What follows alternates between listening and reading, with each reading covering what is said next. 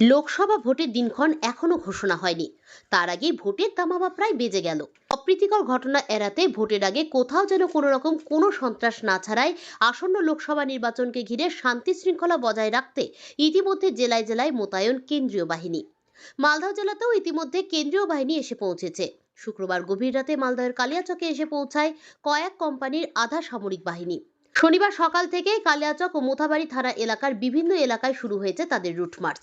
নির্বাচনের আগেই জেলার বিভিন্ন প্রান্তে কেন্দ্রীয় বাহিনীর এমন টহলদারিতে অনেকটাই আস্থা প্রকাশ করেছেন সাধারণ মানুষ। নির্বাচনের আগে এই ধরনের টহলদারি রুটমার্চ এলাকার শান্তি শৃঙ্খলা বজায় রাখতে অনেকটাই সাহায্য করবে বলে মনে করেছেন এলাকার বাসিন্দারা।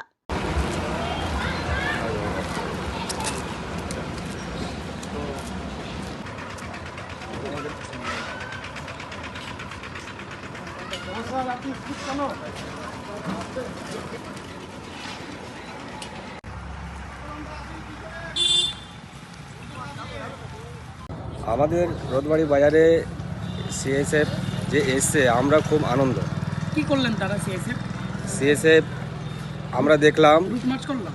হ্যাঁ আমরা দেখলাম যে আপনার সব গ্রামে গ্রামে ঘুরলো, পাবলিক খুব দেখে আনন্দ পেয়েছে, খুব ভালো লাগছে। এখনও আমাদের ভোট প্রচার হয়নি, তার আগেই সিএসএফ এসে গেছে। দেখলাম আরও অন্য অন্য গ্রামে দেখলাম এসে খুব ভালো লাগলো। সাধারণ মানুষের সঙ্গে কথা বলছে। হ্যাঁ একদম সাধারণ মানুষকে জিজ্ঞাসাও করছে, ভালো মন্দ সব জিজ্ঞাসা করে, সবাই ভালো পেয়েছে, আনন্দ, খুব খুশি। ভোট নিয়ে কোনো সমস্যা আছে?